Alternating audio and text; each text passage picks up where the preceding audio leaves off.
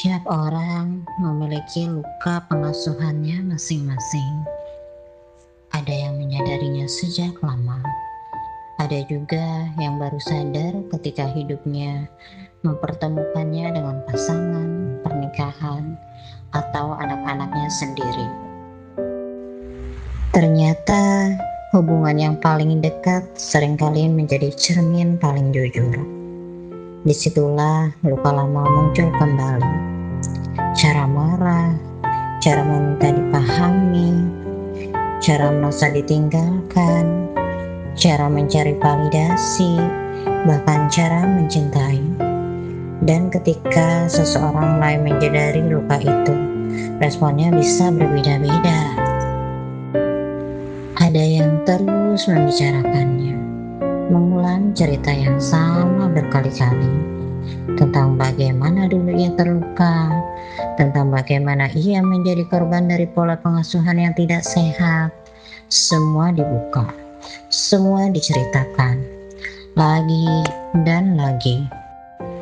Namun, ada juga orang-orang yang memilih jalan berbeda.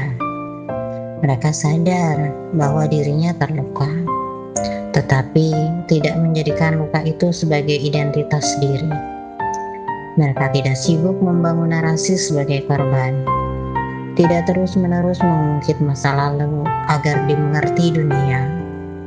Mereka memilih diam, bukan karena tidak sakit, tetapi karena mereka tahu tidak semua luka harus dipamerkan untuk bisa sembuh. Ada luka yang cukup disadari, diterima, lalu diobati secara perlahan dan elegan.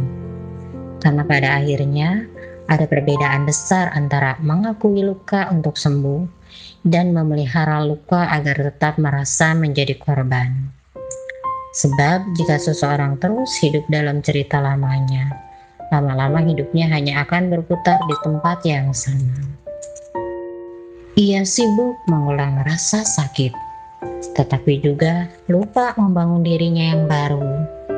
Dan mungkin kedewasaan bukan tentang siapa yang paling menderita, melainkan siapa yang mampu berkata, "Aku tahu aku pernah terluka, tapi aku tidak ingin hidupku hanya menjadi museum penderitaan."